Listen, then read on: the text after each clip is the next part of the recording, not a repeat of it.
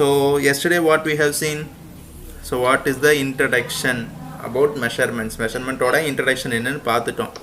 So first measurement என்னன்னு சொன்னேன், measurementங்கிறது ஒண்ணுமில்லை, it is the calculation of unknown quantity with the help of known quantity நம்ம படித்தோம். ஓகேங்களா, நமக்கு தெரியாத ஒரு ஆப்ஜெக்ட் எடுத்துக்கிட்டு அதை மெஷர் பண்ணுறதுக்கு எப்படி யூஸ் பண்ணுவோம், நம்மளுக்கு தெரிஞ்ச குவான்டிட்டி அதாவது தெரிஞ்ச ஆப்ஜெக்ட் வச்சு மெஷர் பண்ணுவோம்னு சொல்லியிருக்கிறேன். ஓகேவா சார், இது மெஷர்மெண்ட் பண்ணுறதுக்கு என்னெல்லாம் நம்மளுக்கு தேவைன்னு 3 இது பார்த்தோம்.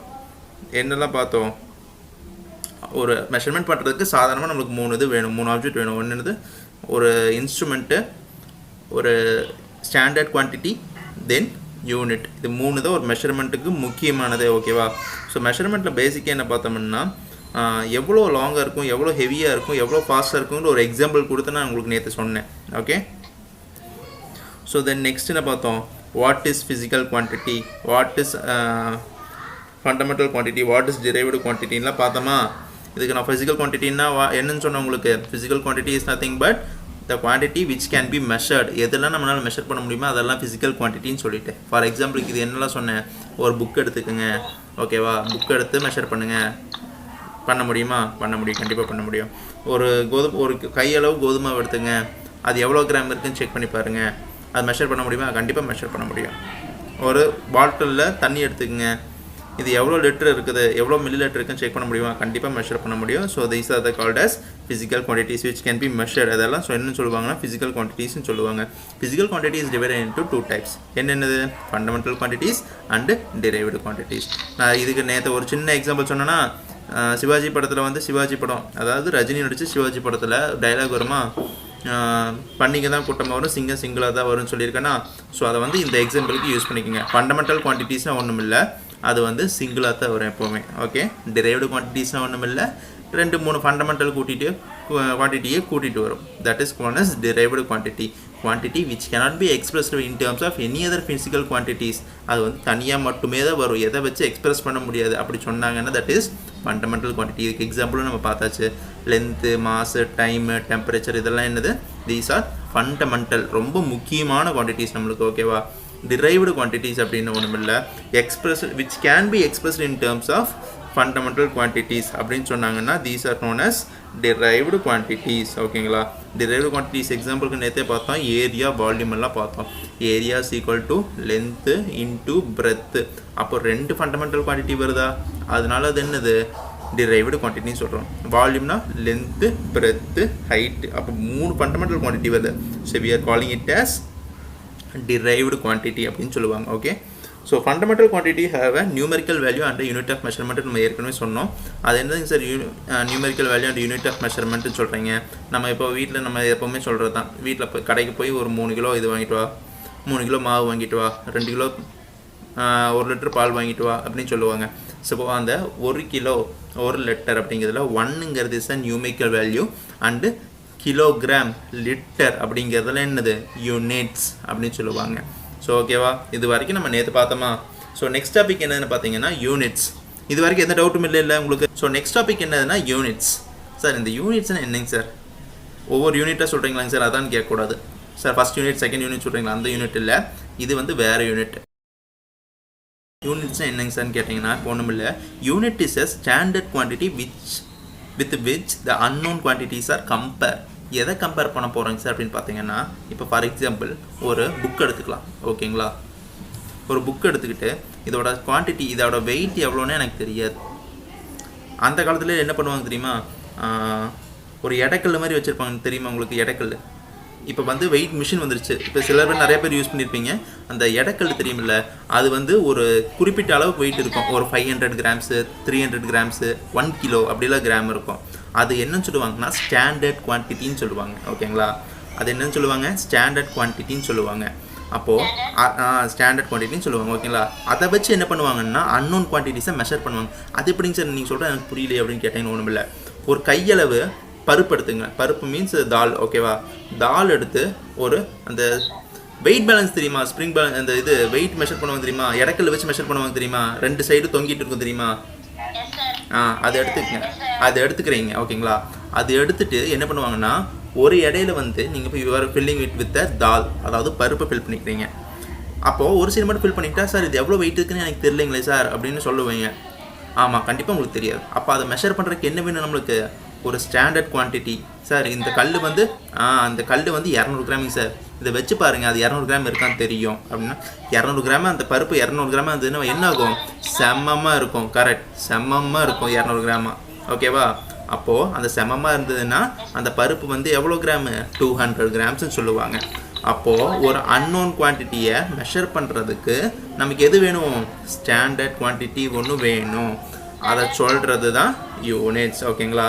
இந்த யூனிட்ஸுங்கிறது ஒன்றும் இல்லை. ஃபார் எக்ஸாம்பிள் நிறைய யூனிட்ஸ் இருக்குது. என்னெல்லாம் சொல்லுவாங்கன்னா கிலோகிராம்னு சொல்லுவாங்க, லிட்டர்னு சொல்லுவாங்க, கிராம்னு சொல்லுவாங்க, மில்லிகிராம்னு சொல்லுவாங்க. ஓகே, இதெல்லாம் நிறைய யூனிட்ஸ் இருக்குது. நம்ம என்னெல்லாம் யூனிட்ஸ் இருக்குதோ எல்லாத்தையும் நம்ம இந்த லெசனில் பார்த்துடலாம். ஓகே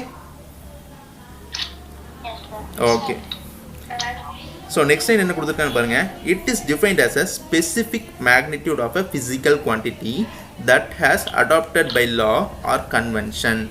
ஒன்றும் இல்லை, இதை வந்து என்னென்னு சொல்கிறாங்கன்னா ஒரு ஸ்பெசிஃபிக் மேக்னிடியூட் இருக்குன்னு சொல்கிறாங்க.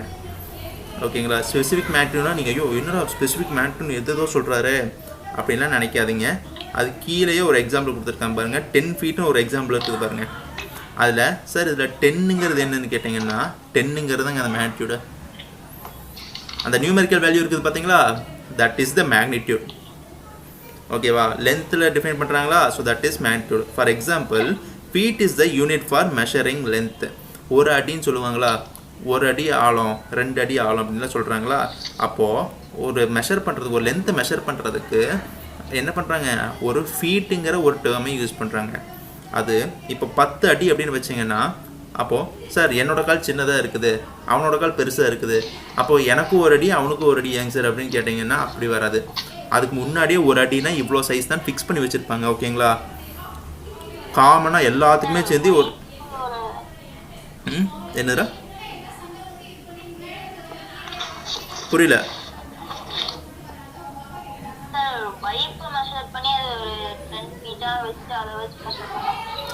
அப்படி இல்லை, முன்னாடியே மெஷர் பண்ணி வச்சுருப்பாங்க. ஓல்டு ஃபுல்லாக ஒரு ஃபீட்டுனா இவ்வளோ தான் அப்படின்னு ஒரு மெஷர்மெண்ட் வச்சுருப்பாங்க. ஓகேங்களா? ஒரு ஃபீட்டுனா இவ்வளோ தான் சைஸு. ஃபார் எக்ஸாம்பிள் ஒரு ஃபீட்னா எவ்வளோன்னு நீங்கள் கண்டுபிடிச்சிடுவாங்க. இல்லைன்னு நான் சொல்கிறதா?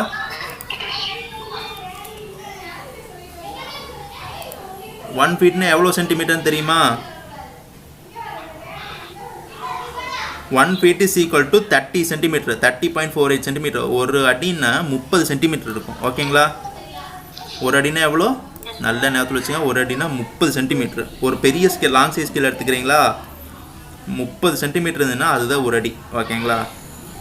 அதை தான் சொல்லுவாங்க. அதே மாதிரி இந்த example எடுத்துக்கிட்டாங்கன்னா 10 feet is equal to 10 times of the predetermined lengthன்னு சொல்கிறாங்க. அது எனக்கு சார் predetermined அப்படின்னு கேட்டிங்கன்னா முன்னாடியே அந்த ஃபீட்டோட அளவு அவங்களுக்கு தெரியும். அப்போ அந்த அளவு 10 தடவை வச்சுன்னா உனக்கு எவ்வளோ? 10 feet கிடச்சிருச்சு அப்படின்னு சொல்கிறாங்க. புரிஞ்சுதா? ஏதாச்சும் டவுட்ஸ் இருக்குது அதில்? நெக்ஸ்ட் போகலாமா? ஓகே, நெக்ஸ்ட் பேஜ் பாருங்கள். ஏர்லியர் டிஃப்ரெண்ட் யூனிட் சிஸ்டம் வேர் யூஸ்டு. அந்த காலத்துலலாம் வைங்க நம்ம இந்த மாதிரி சார் இந்த கிராம் அந்த காலத்துலாம் யூஸ் பண்ணியிருக்கிறாங்களான்னு நினச்சிங்கன்னா கண்டிப்பாக இருக்காது. அவங்க ஒவ்வொரு சிஸ்டம், ஒவ்வொரு கண்ட்ரியும் ஒவ்வொரு சிஸ்டம் ஃபாலோ பண்ணிட்டு இருந்தாங்களாமா. ஃபார் எக்ஸாம்பிள் பார்ட்டர் சிஸ்டம் கேள்விப்பட்டிருக்கீங்களா? Barter system. பார்ட்டர் சிஸ்டம்னா என்னன்னு தெரியுமா இருக்காச்சு?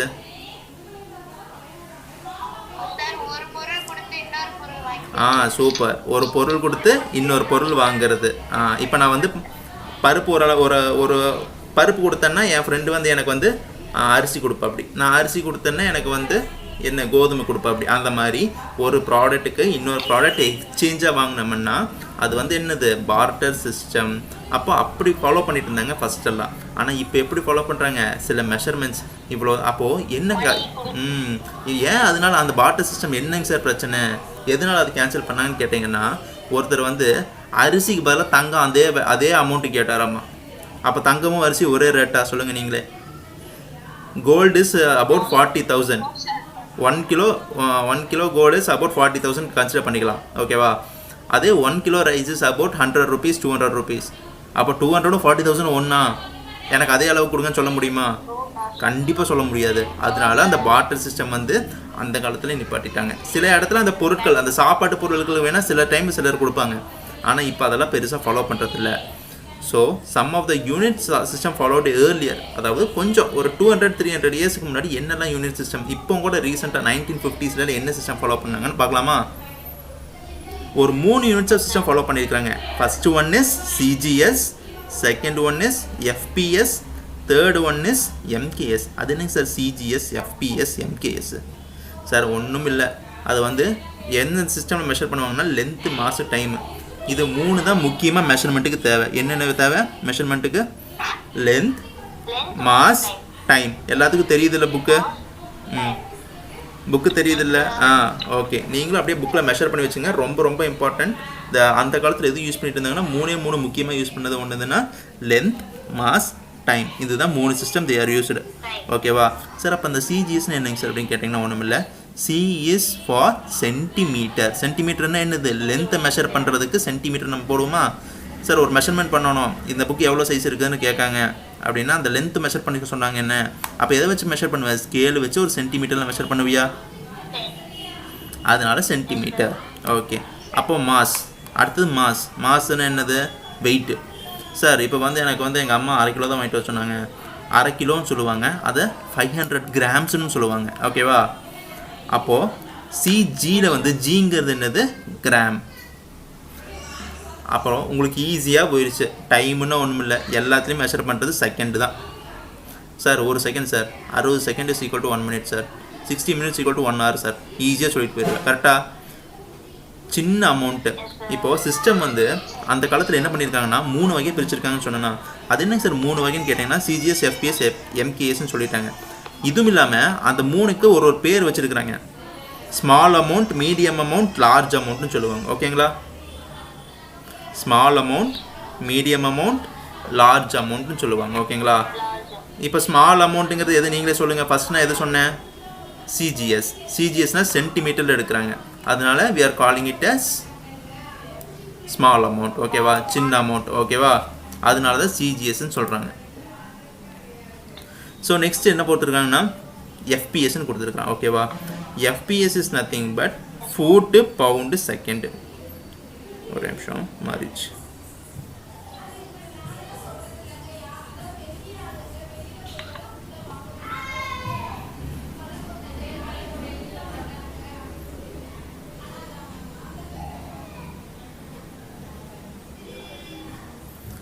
FPS is nothing but foot pound second. ஓகேங்களா? இதை என்னன்னு சொல்லுவாங்கன்னா மீடியம் சிஸ்டம்னு சொல்லுவாங்க. சொல்ல மாட்டாங்க, நானே சொல்கிறேன் அது, ஏன்னா உங்களுக்கு புரியணும்ல, அதனால் சொல்கிறேன். Small system, first one small சிஸ்டம்னு நோட் பண்ணிக்கோங்க. பக்கத்தில் அந்த புக்குக்கு பக்கத்துலையோ இல்லை இந்த சிஸ்டத்துக்கு பக்கத்துலையோ நோட் பண்ணி வச்சுக்கோங்க. அப்பப்போ small system, medium system, large system அப்படின்னு ஒன்று நோட் பண்ணிக்கோங்க. First one is small system, second one is medium system, third one is large system அப்படிங்கிறத நோட் பண்ணி வச்சுக்கோங்க. நான் ஏன்னு சொல்கிறேன், இப்போ ஸ்மால் சிஸ்டம்ங்கும் போது சென்டிமீட்டருங்க சின்ன சின்ன இதை தானே எடுக்கிறோம். ஸோ 1 சென்டிமீட்டர் வந்து ரொம்ப சின்னதாக தானே இருக்கும். அதனால் we are calling கிராமுங்கிறது 1 கிராமுங்கிறது ரொம்ப சின்னதாக இருக்கும். அப்போ என்னது? அதனால் என்ன சொல்கிறோம்? ஸ்மால் சிஸ்டம்னு சொல்கிறோம். சார் அடுத்து என்னதுங்க சார்? Medium system. மீடியம்னா ஒன்றும் இல்லை, ஒரு ஃபூட்டு லென்த்தை வந்து எப்படி மெஷர் பண்ணுவாங்க? ஒரு ஃபூட்டில். ஓகேவா? ஃபூட்டுன்னா எவ்வளோ சென்டிமீட்டர் சொன்னேன் உங்களுக்கு? 1 foot is equal to how many centimeters? 30 centimeters. ஓகேவா? அப்போது 1 சென்டிமீட்டருக்கும் 30 சென்டிமீட்டருக்கும் நிறைய டிஃப்ரென்ஸ் இருக்குது இல்லை, அதனால that is called as medium system. ஓகேங்களா? ஓகேவா? அடுத்து என்னது? Bound. 1 pound is equal to how many grams? 453 grams.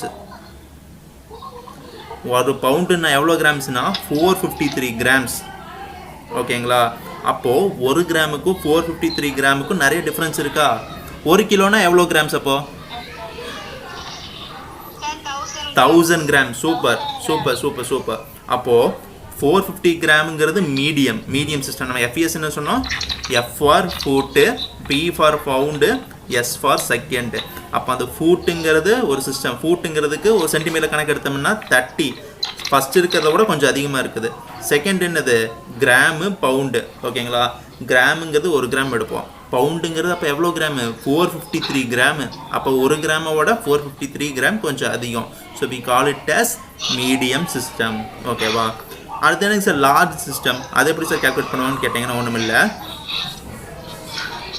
எல்லாம் மியூட் பண்ணிக்கோங்க, அப்படியே இறையுது ரொம்ப. அன்மியூட் பண்ணாதீங்க யாரும். If you have any doubts you can ask me. Okay, unmute பண்ணாதீங்க. ஓகே, ஸோ நெக்ஸ்ட் என்னன்னு பார்த்தீங்கன்னா MKS. M stands for meter, kilogram stands for, K stands for kilogram, S stands for seconds. ஓகேவா? So metre 1 meter is equal to how many centimeters sir அப்படின்னு கேட்டாங்கன்னா ஒன்றும் இல்லை, 1 meter is equal to 100 centimeter. ஓகேங்களா? 1 meter is equal to 100 centimeter. So first 1 centimetre எடுத்தோம். அப்போ ஃபூட்டை வந்து centimetre காணும்போது எவ்வளோ வந்துச்சு? 30 சென்டிமீட்டர் வந்துச்சு. அதை விட கொஞ்சம் அதிகம், அதனால் மீடியம்னு சொன்னோம். இப்போ 30 100 ரொம்ப அதிகமாக இருக்குது. அதனால் என்ன சொல்கிறோம்? வி காலிங் இட் as ஒரு மீட்டர் என்னன்னு சொல்கிறோம்? லார்ஜ் சிஸ்டம்னு சொல்கிறோம். ஓகேங்களா? ஸோ நெக்ஸ்ட் என்னது? மாஸில் பாருங்கள். First one is gram, second one is pound, third one is kilogram. ஒரு கிராம் ஃபஸ்ட் எடுத்துக்கிட்டோம். செகண்ட் பவுண்ட் எடுக்கும்போது என்னது? Pound is 1 pound is equal to how many grams? 453 grams அப்படின்னு சொன்னோமா? அப்போது அதை விட அதிகமாக தான் இருந்தது. அதனால we call it as மீடியம்னு சொன்னோம். செகண்ட் என்னது? தேர்ட் என்னது? Kilogram. 1 kilogram is equal to 1000 gram. ஃபஸ்ட்டை கம்பேர் பண்ணும்போது செகண்ட் பெருசாங்கட்டி we call it as medium term. செகண்டை கம்பேர் பண்ணும்போது தேர்டு பெருசாக இருக்காங்கட்டி நம்ம என்னது? லார்ஜ் சிஸ்டம்னு சொல்கிறோம். ஓகேங்களா? 1 kilogram equal to how many grams? 1000 grams. ஓகேங்களா? தேர்டு டைமுக்கு என்னது? எப்போவுமே செகண்ட் தான். எல்லாமே செகண்ட் அதை கேல்குலேட் பண்ணுறோம். இதில் ஏதாச்சும் டவுட் இருக்கா? எல்லாத்துக்கும் தெளிவாக புரிஞ்சுதா? ஓகேடா, ஓகே. ஏதாச்சும் டவுட்ஸ் இருந்துன்னா நீங்கள் கேட்கலாம். ஓகேவா? நான் இன்னொரு இதையும் சொல்லிடுறேன், நெக்ஸ்ட் பேராக சொல்கிறேன். அதுக்கப்புறம் ஏதாச்சும் டவுட்ஸ் இருந்துன்னா கேட்கலாம். எந்த class gets over for you? 12:10. Okay guys. Okay, so next pair எடுத்துறேன். அதுக்கப்புறம் ஏதாச்சும் டவுட் இருந்துன்னா நீங்கள் கேளுங்க. Okay. So at the end of the second world war there was a necessity to use world wide system of measurement. அப்போது second world war time அது எப்போன்னு பார்த்தீங்கன்னா 1939 to 1945 வரைக்கும் செகண்ட் வேர்ல்டு வார் நடந்துட்டு இருந்தது. ஓகேங்களா? அந்த டைமெல்லாம் நம்மளுக்கு வந்து ஒரு மெஷர்மெண்ட் கரெக்டாக வேணும் அப்படிங்கிறத ஒன்று ஃபிக்ஸ் பண்ணியிருந்தாங்களாமா. ஸோ அதுக்கப்புறம் என்ன சொல்லியிருக்கிறான்னு பாருங்கள்.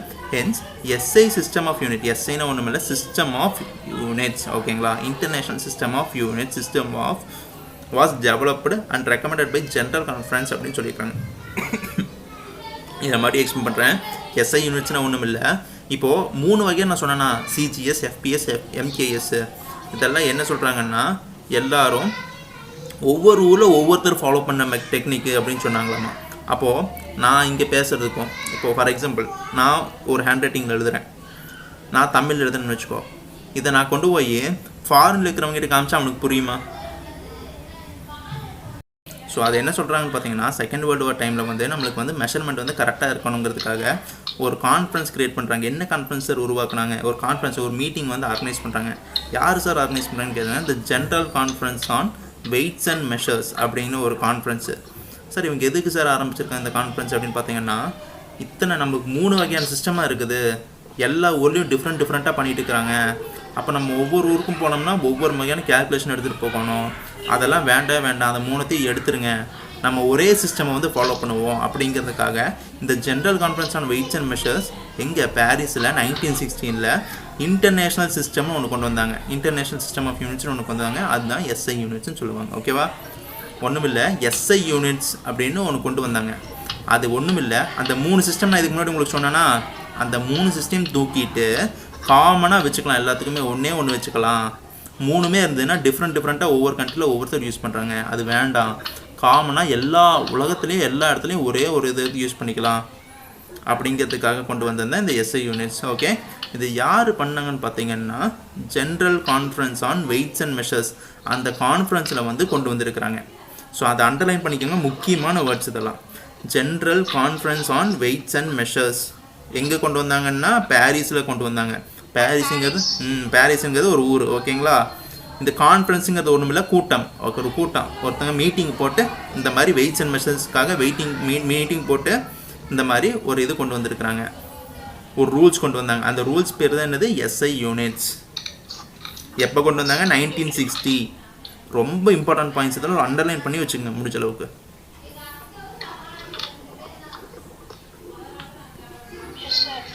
ஓகே,